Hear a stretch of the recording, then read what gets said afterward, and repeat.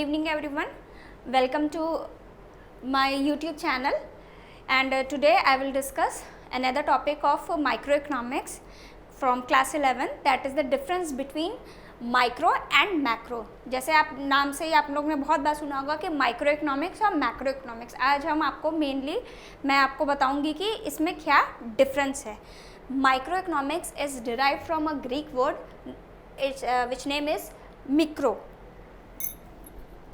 It's derived from a Greek word mikros,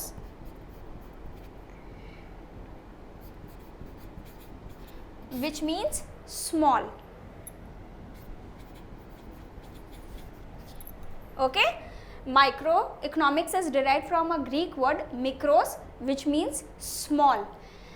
Now macroeconomics. Macroeconomics is derived from the Greek word macros. It's derived from the Greek word macros, which means large. Okay, this is the first thing. Now come on the second point, that is microeconomics is also known as the price theory. इसको हम और किस नाम से जानते हैं? It is also called the price theory. Whereas the macroeconomics is called the income and employment theory. It is also known as income and employment theory.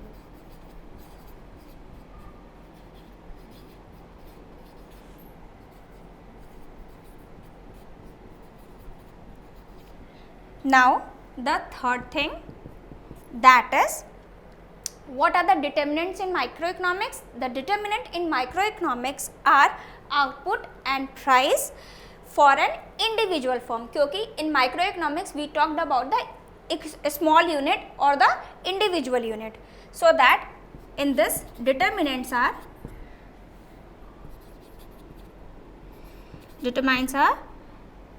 output and price of individual unit.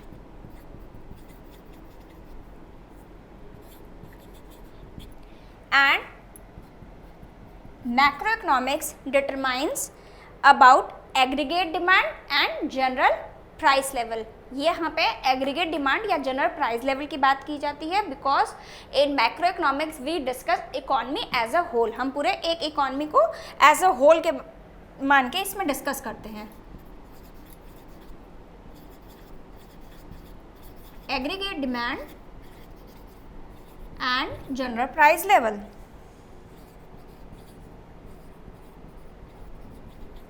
General price level.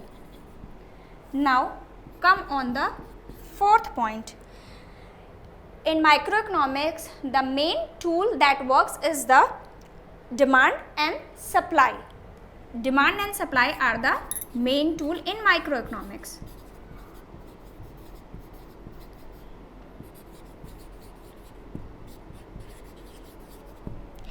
In this, क्योंकि हम एक individual unit के बारे में बात करते हैं, तो अगर हम इंडिविजुअल फॉर्म की डिमांड, मार्केट डिमांड और उसके अकॉर्डिंग जो इंडिविजुअल फॉर्म की क्या सप्लाई है, वो चीज़ें हम माइक्रो इकोनॉमिक्स में डिस्कस करते हैं.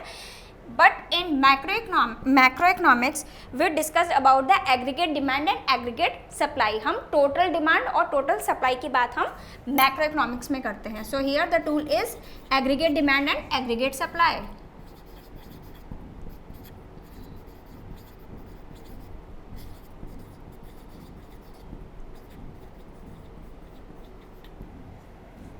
Fifth, the point is it is study about the individual economic unit. हम माइक्रो इकोनॉमिक्स में इंडिविजुअल इकोनॉमिक यूनिट की बात करते हैं. जैसे हम एक पर्टिकुलर हाउस होल्ड की बात करते हैं कि एक पर्टिकुलर हाउस होल्ड का कितना एक्सपेंडिचर है, उस हाउस होल्ड की कितनी इनकम है, और या फिर हम किसी इंडिविजुअल फर्म की बात करते हैं कि उसका जो इंडिविजुअल फर्म है उसका प्रोडक्शन कितना होता है, पर डे प्रोडक्शन कितना है, या पर मंथ प्रोडक्शन कितना है, या पर मंथ एक्सपेंडिचर फैक्टर्स में कितना होता है. तो इसमें हम इंडिविजुअल यूनिट को लेके चलते हैं. We take the individual unit.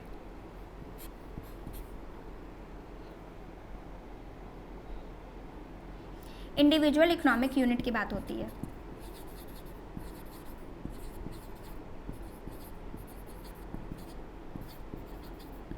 like household firm,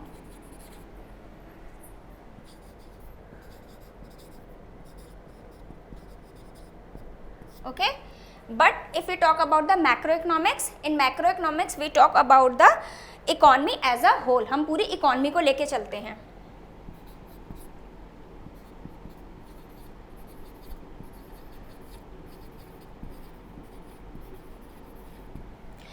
next thing जो आती है माइक्रो इकोनॉमिक्स में. माइक्रो इकोनॉमिक्स में जब हम डिस्कस करते हैं तो हम ये मान के चलते हैं कि जो मैक्रो जो और जो भी आपके मैक्रो वेरिएबल्स हैं, यानी कि आपका जैसे नेशनल इनकम है या आपका जो है कंजम्पशन है, नेशनल कंजम्पशन है, नेशनल सेविंग है, ये चीज़ें क्या हैं, वो कांस्टेंट रहेंगी. assumes all macro variable should be constant.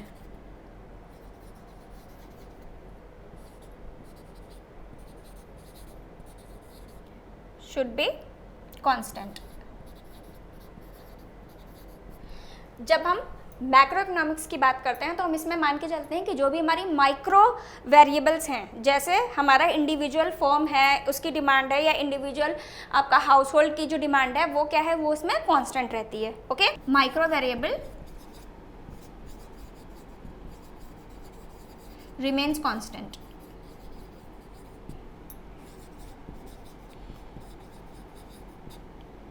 Like demand and supply, demand of household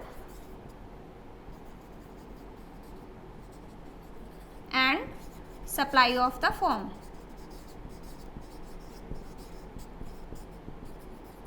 okay, so आगे बढ़ने से पहले हम इन चीज़ों को एक बार रिवाइज कर लेते हैं. First is what is micro and macro. Micro is derived from the Greek word that is micros, it means small, and macro is derived from the Greek word that means macros which means large. So अब हम micro और macro का एक बार आपको brief यहाँ से explain कर देती हूँ once more.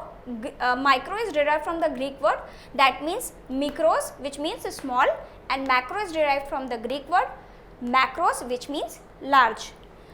The microeconomics is also known as the price theory, and macroeconomics is known as income and employment theory.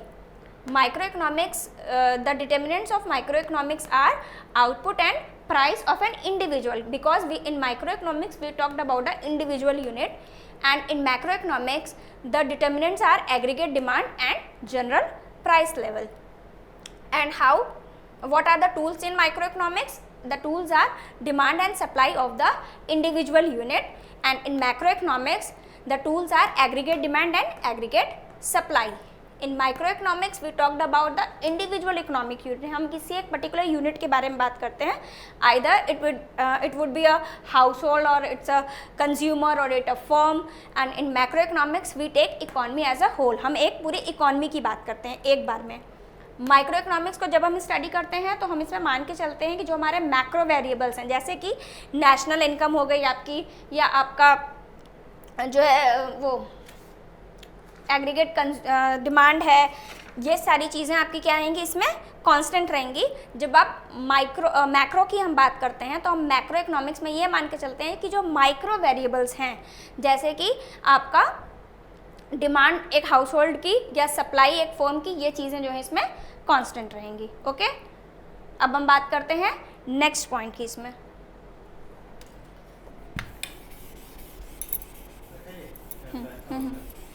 Cut कर दीजिए इसी में.